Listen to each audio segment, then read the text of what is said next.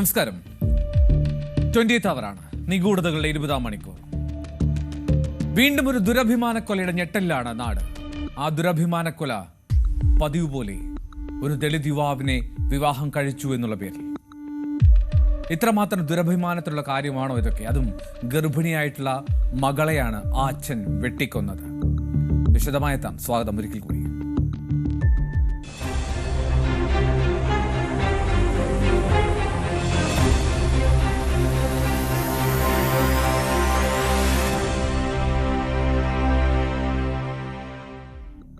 നമ്മുടെ അയൽപക്കത്താണ് ദുരഭിമാനക്കൊല. 19-കാരിയെ വെട്ടിക്കൊന്നത് അച്ഛനും സഹോദരനും ഉൾപ്പെട്ട സംഘം.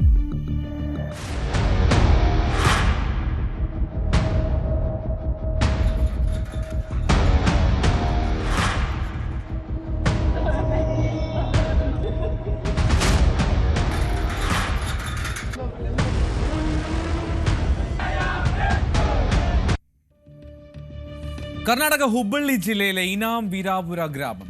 അവിടെയായിരുന്നു ഈ ദാരുണമായിട്ടുള്ള സംഭവം. ഗർഭിണിയെ അച്ഛനും ബന്ധുക്കളും ചേർന്ന് വെട്ടിക്കൊന്നു.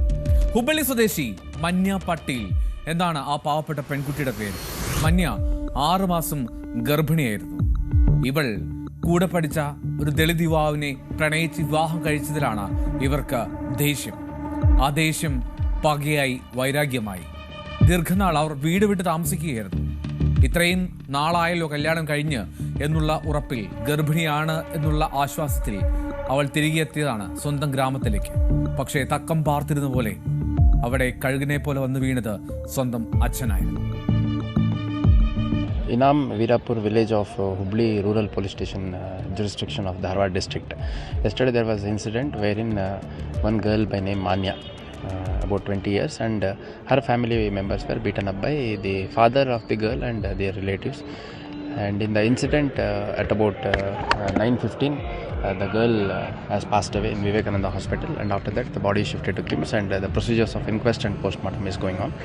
After this the body will be taken to Inam Virapur where the last rites are going to be. വീട്ടുകാരുടെ എതിർപ്പിനെ അവഗണിച്ചാണ് ഒരു ദളിത് യുവാവിനെ അവൾ പ്രണയിച്ച് വിവാഹം കഴിച്ചത്. ലിംഗായത്ത് സമുദായത്തിൽപ്പെട്ടതാണ് മന്യ. ദളിത് യുവ വിഭാഗത്തിൽപ്പെട്ട വിവേകാനന്ദ എന്നായിരുന്നു ആ പയ്യന്റെ പേര്. അവരുടെ വിവാഹം കഴിഞ്ഞ മെയ്യിൽ നടന്നതാണ്. ബിരുദത്തിന് ഒരുമിച്ച് പഠിച്ചവരാണ് 2 പേര്. ഇതേ തുടർന്ന് അവർ പ്രണയിക്കുന്നു. പ്രണയത്തിനൊടുവിൽ അവർ വിവാഹത്തിലേക്ക് എത്തുന്നു. ആദ്യം വീട്ടിൽ ഇത് അവതരിപ്പിച്ചു. പക്ഷേ വലിയ എതിർപ്പായിരുന്നു. ഈ എതിർപ്പിനൊടുവിൽ അവർ ആ എതിർപ്പിനെയെല്ലാം മറികടന്നുകൊണ്ട് ഒന്നാവാൻ തീരുമാനിക്കുകയായിരുന്നു. എന്താണെങ്കിലും ഈ സംഭവത്തിന് പിന്നാലെ ഹുബളിയിൽ വലിയ പ്രതിഷേധമുണ്ടായി. ആ പ്രതിഷേധം അത് ഒരു തരത്തിലും ഇത്തരം സംഭവങ്ങൾ ആവർത്തിക്കരുത് എന്നുള്ളത് തന്നെയാണ് അതിലെ മുദ്രാവാക്യം.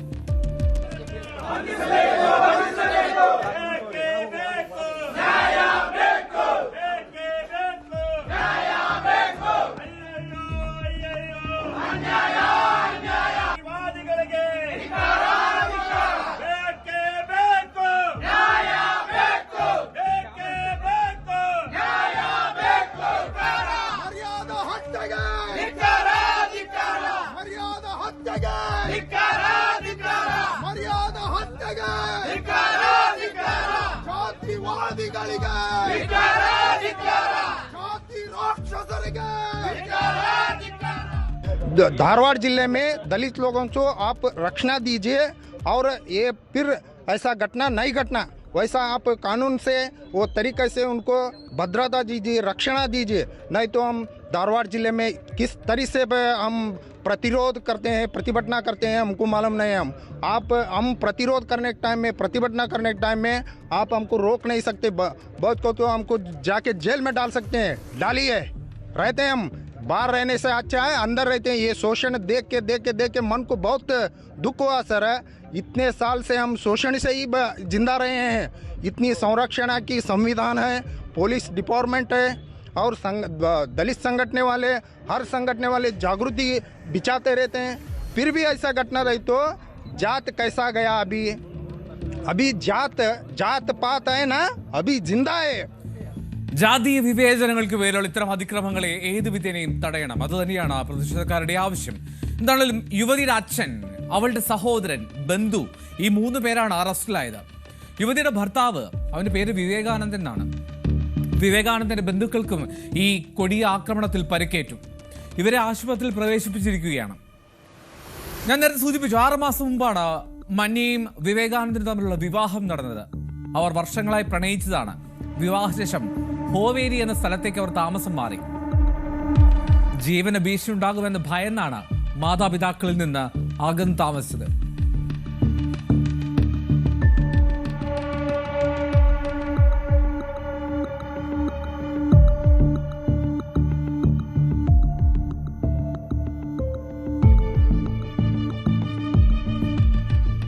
മന്യ ഗർഭിണിയായതിനെ തുടർന്ന് കഴിഞ്ഞ 9-ാം തീയതിയാണ് ഇവർ ഗ്രാമത്തിലേക്ക് മടങ്ങിയെത്തുന്നത്.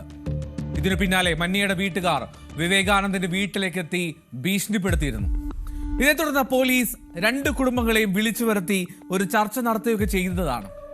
ഞായറാഴ്ച വൈകിട്ട് മന്യയുടെ അച്ഛൻ പ്രകാശ് ഗൌഡ, സഹോദരൻ അരുൺ ഇവരടക്കമുള്ള സംഘം വിവേകാനന്ദൻ താമസിച്ചിരുന്ന ആ വീട്ടിലേക്ക് ഇരച്ചു കയറി ആക്രമണം അഴിച്ചുവിടുകയായിരുന്നു. ഞായറാഴ്ച വൈകിട്ട് ഏതാണ്ട് 6 മണിക്കും 6:30ക്കും ഇടയിലായിരുന്നു ആ കൊടിയ ആക്രമണം. ഇരുമ്പ് കമ്പികൾ, ആയുധങ്ങൾ ഒക്കെ എത്തിയ സംഘം വീട്ടിലേക്ക് അതിക്രമിച്ചു കയറി. മന്യയ്ക്ക് നേരെയുള്ള ആക്രമണം തടയാൻ ശ്രമിക്കുന്നതിനിടെയാണ് വീട്ടിലുള്ള ആളുകൾക്കും വെട്ടേറ്റത്. വിവേകാനന്ദൻ അച്ഛൻ, അമ്മ, സഹോദരി ഇവർക്ക് ഉൾപ്പെടെ ആ വീട്ടിലുണ്ടായിരുന്ന എല്ലാവർക്കും വെട്ടേറ്റു. ആക്രമണത്തിൽ സാരമായി പരിക്കേറ്റ മന്യയെ ഉടൻ ആശുപത്രിയിൽ എത്തിച്ചുവെങ്കിലും മരണം സംഭവിക്കുകയായിരുന്നു.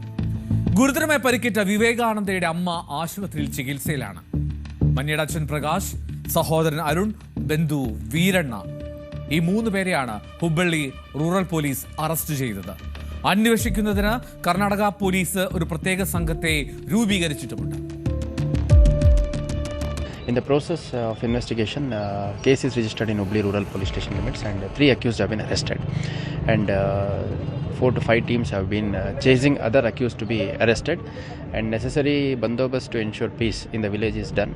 And also there has been representation by some organizations to have an investigation done by senior officer, and a fair investigation in a time-bound manner, and also a special prosecution to be appointed for taking up the case to a logical end at the earliest without any delay of time, and also other precautionary measures to ensure that peace doesn't disturb in the village have been raised to us. That has been appraised to SP and the senior officers also, and we have been instructed to ensure that there is no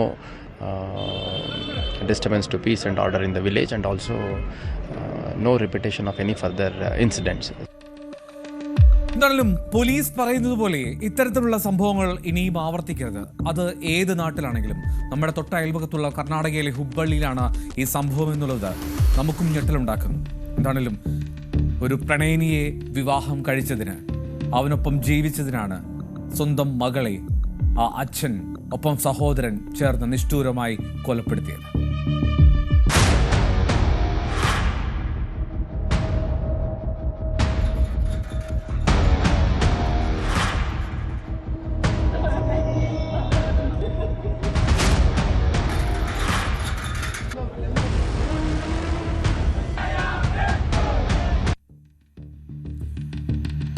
കാമുകനൊപ്പം ചേർന്ന് ഭർത്താവിനെ കൊന്ന് ഓടയിൽ തള്ളി. ആ അമ്മയെ തൂക്കിക്കൊല്ലണമെന്ന് സ്വന്തം മക്കൾ ആവശ്യപ്പെടുകയാണ്.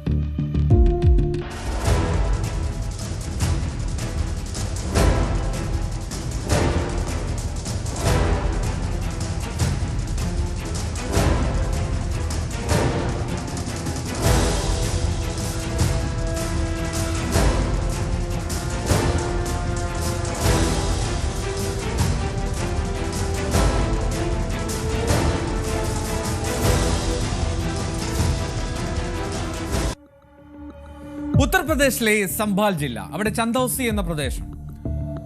ചുന്നി എന്ന സ്ഥലത്തെ ഒരു വ്യവസായി, ഷൂ വ്യവസായിയാണ് രാഹുൽ. അദ്ദേഹമാണ് കൊല്ലപ്പെട്ടത്. കൊന്നത് സ്വന്തം ഭാര്യ റൂബിയും അവളുടെ കാമുകനും ചേർന്ന്. ഡിസംബർ 15-ാം തീയതി ചന്ദൌസയിലെ പല ഓടകളിൽ നിന്നായി മനുഷ്യ ശരീരഭാഗങ്ങൾ കണ്ടെത്തുകയാണ്. പോളിത്തീൻ ബാഗുകളിൽ കഷ്ണങ്ങളായി കെട്ടിയ കണക്കായിരുന്നു ഈ ശരീരഭാഗങ്ങൾ. അതിക്രൂരമായിട്ടാണ് ഒരു മനുഷ്യ ശരീരത്തെ വികൃതമാക്കി കഷ്ണങ്ങളാക്കിയത്. തല മാത്രം അത് കണ്ടെത്താൻ കഴിഞ്ഞിട്ടില്ല. അതുകൊണ്ട് തന്നെ ആളെ തിരിച്ചറിയാൻ പാടുപെട്ടു പോലീസ്. ശരീരഭാഗങ്ങൾ കിട്ടിയതും അന്വേഷണം ആരംഭിച്ചു. പക്ഷേ ആരാണ് എന്ന് കണ്ടെത്താൻ ഒരുപാട് അന്വേഷിച്ചു.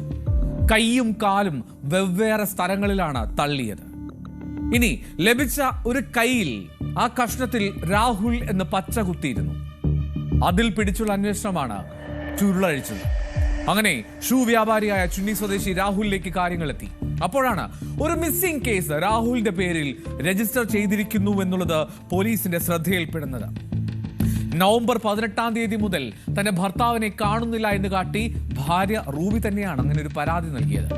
അങ്ങനെ റൂബിയെ കാര്യങ്ങൾ ചോദിച്ചറിയാൻ വിളിച്ചു. സംസാരിച്ചതും അടിമുടി വൈരുദ്ധ്യങ്ങൾ. ക്ഷമിക്കണം. സാഹചര്യ തെളിവുകളും CCTV ദൃശ്യങ്ങളും ചേർത്ത് വെച്ചതോടുകൂടിയാണ് സംഭവം പോലീസിന് ഏറെക്കുറെ പിടികിട്ടുന്നത്. റൂബിയെയും അവളുടെ കാമുകൻ ഗൗരവിനെയും ആദ്യം കസ്റ്റഡിയിലെടുത്തു. അങ്ങനെ പോലീസ് ചോദ്യം ചെയ്തു. പിന്നാലെ മെല്ലെ മെല്ലെ കാര്യങ്ങളുടെ വിശദാംശങ്ങൾ അവർ തന്നെ പറയാൻ തുടങ്ങി. उसने अपने बॉयफ्रेंड जिसका नाम गौरव है उसके साथ मिलके जिनको उसने मृतक ने रंगे हाथों पकड़ लिया था अवैध संबंध बनाते हुए, उसके बाद में इन लोगों ने उसको अपने रास्ते से हटाने की ठानी थी। इन्होंने हथौड़े से और लोहे के अन्य औजारों से वार करके उस व्यक्ति को मारा था। उसके बाद में ग्लेंडर्स लाके उस व्यक्ति को हड्डियाँ वगैरह वो काटा था। एक पार्ट को है उन्होंने नाले में फेंक दिया था और बाकी को उन्होंने राजघाट में जाके वहाँ पे प्रवाहित कर दिया था. 15 വർഷം മുമ്പാണ് ഈ രാഹുലും റൂബിയും വിവാഹിതരാകുന്നത്. 2 കുട്ടികളുണ്ട് അവർക്ക്. 12 വയസ്സുള്ള മകൻ, 10 വയസ്സുള്ള മകൾ. അച്ഛനും അമ്മയും എപ്പോഴും വഴക്കാണെന്ന് ഈ പെൺകുട്ടി പോലീസിനോട് പറഞ്ഞു. അമ്മയെ കാണാൻ ചിലർ രഹസ്യമായി വരാറുണ്ട് എന്നും മകളുടെ മൊഴി പോലീസിന് നിർണായകമാവുകയും ചെയ്തു. അമ്മയെ കാണാൻ വരുന്നവർ ചിലപ്പോൾ ചോക്ലേറ്റ് കൊണ്ടുവരും. അമ്മയുൾപ്പെടെ തൂക്കിക്കൊല്ലണമെന്നായിരുന്നു ആ പിഞ്ചു മകളുടെ ആവശ്യം. മക്കൾ സ്കൂളിലായിരുന്ന സമയത്താണ് ഈ അരുംകൊലപാതകം. हम ये चाहते हैं कि जिसने ये करा है 3 जने हैं, ये हमने सुना है. कौन कौन? अभिषेक और गौरव और रूबी. रूबी कौन है आपकी? जी हाँ, मम्मी है. मैं ये चाहती हूँ जिसने भी मेरे पापा के साथ करा है उसे फांसी होनी चाहिए. അമ്മയ്ക്ക് കാമുകൻ അതോ ഒന്നല്ല 2-3 പേരുണ്ട് എന്നാണ് ആ കുട്ടികളുടെ മൊഴിയിൽ നിന്നും പോലീസ് മനസ്സിലാക്കിയെടുത്തത്.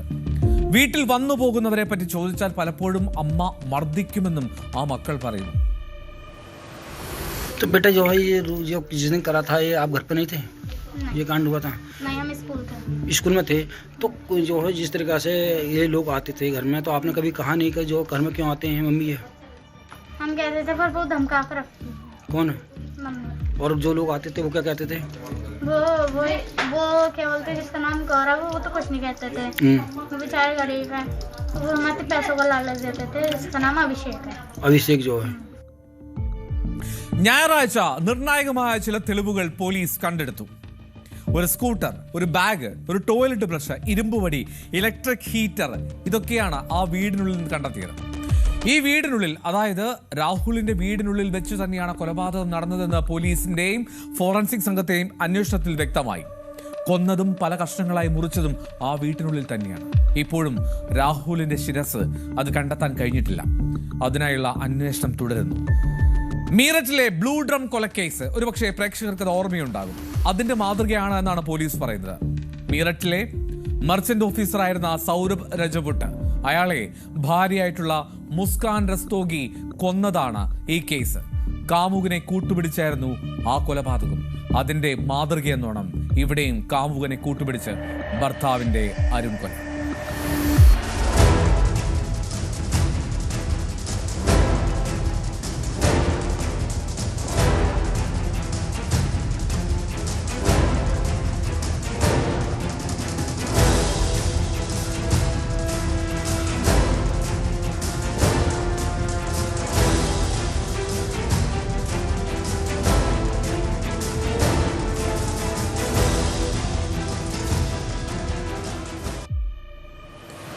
ദുരൂഹതയുടെ 20-ാം മണിക്കൂർ പൂർണ്ണമാകുന്നില്ല. തിരികെ എത്തും ഇടവേളയ്ക്ക് ശേഷം.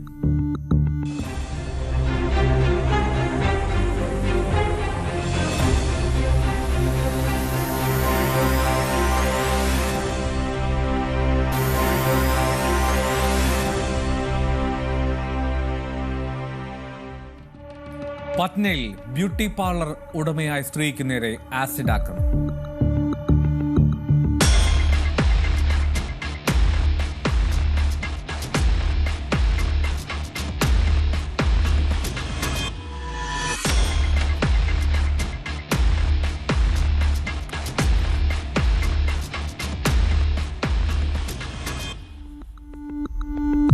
പട്നയ്ക്ക് സമീപം മൊകാമ എന്ന സ്ഥലത്താണ് സംഭവം.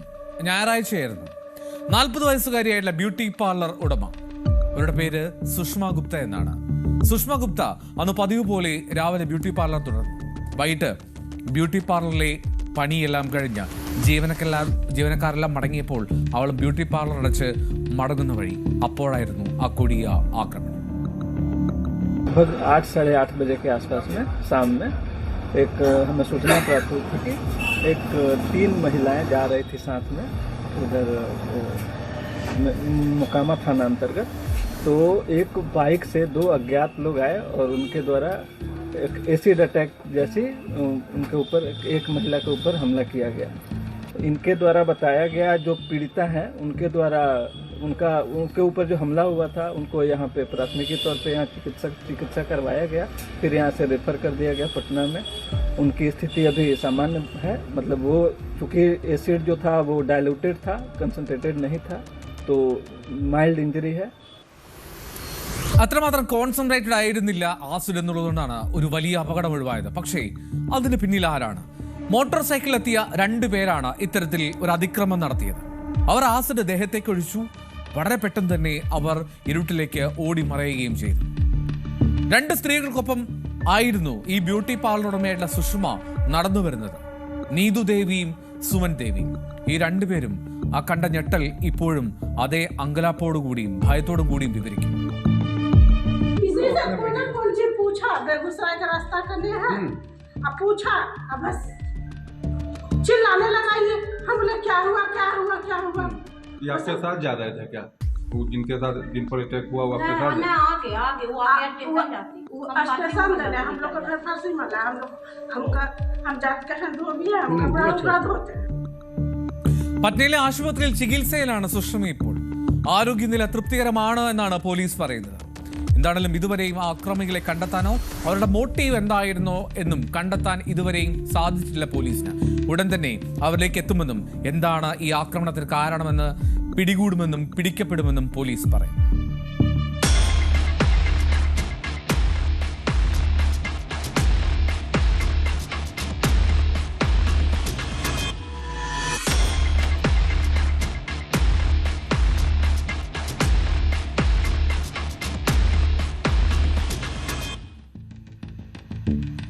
മുളക് ചെടികൾക്കിടയിൽ ഇടവിളയായി കഞ്ചാവ് തോട്ടം നശിപ്പിച്ച് ആന്ധ്ര പോലീസ്.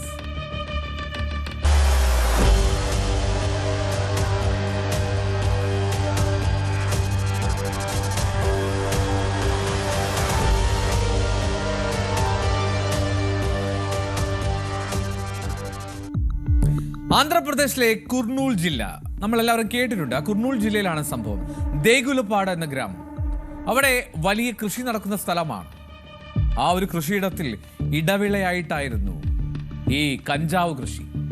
18 ഏക്കറോളം വിസ്തൃതിയുള്ള ഒറ്റ പുരയിടമാണ്. അവിടെ വൻപയറുണ്ട്, മുളകുണ്ട്. ഇതിനിടയിൽ 300ഓളം കഞ്ചാവ് ചെടികളും. പോലീസിന്റെയും എക്സൈസിന്റെയും റവന്യൂ വിഭാഗത്തിന്റെയും സംയുക്ത ഒരു ഓപ്പറേഷൻ, അതിലാണ് ഇത്രമാത്രം വലിയൊരു കഞ്ചാവ് കൃഷി കണ്ടെത്തിയത്. 300 ചെടികൾക്കൊപ്പം ഏതാണ്ട് അവിടെ നിന്ന് തന്നെ ഉണക്കിയെടുത്ത 5 കിലോയോളം സംസ്കരിച്ച കഞ്ചാവും ഈ സംഘം പിടിച്ചെടുക്കുകയും ചെയ്തു. നാട്ടുകാരും ഈ ഓപ്പറേഷന്റെ ഭാഗമായിരുന്നു. ഒരുപക്ഷെ നാട്ടുകാരിൽ തന്നെയായിരിക്കാം ആ വിവരമെത്തിയത്. ശിവയ്യ എന്ന പേരുള്ള ആളാണ് അവിടെ കൃഷി ചെയ്തിരുന്നത്. ഒരു രഹസ്യ വിവരം ലഭിക്കുകയാണ് എക്സൈസിന്. ഇതേ തുടർന്ന് എക്സൈസും പോലീസും നടത്തിയ ഒരു സംയുക്ത ആലോചനയിലാണ് ഈ പരിശോധന നടത്താൻ തീരുമാനമായത്. എന്നാലും ആന്ധ്രാപ്രദേശിൽ വലിയ തോതിൽ ഇത്തരത്തിലുള്ള കഞ്ചാവ് വേട്ട തുടരുന്നുണ്ട്.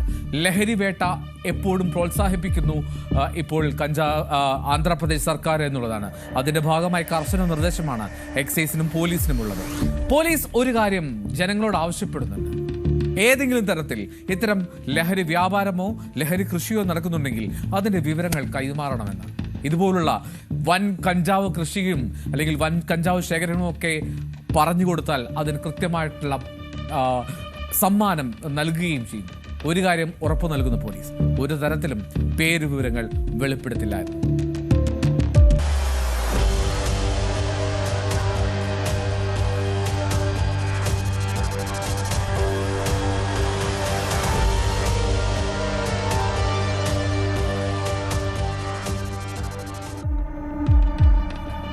അവറിന്റെ സമയം ഇവിടെ പൂർണ്ണമാവുകയാണ്. വീണ്ടും നാളെ കാണാം 20 മണിക്കൂർ. നമസ്കാരം.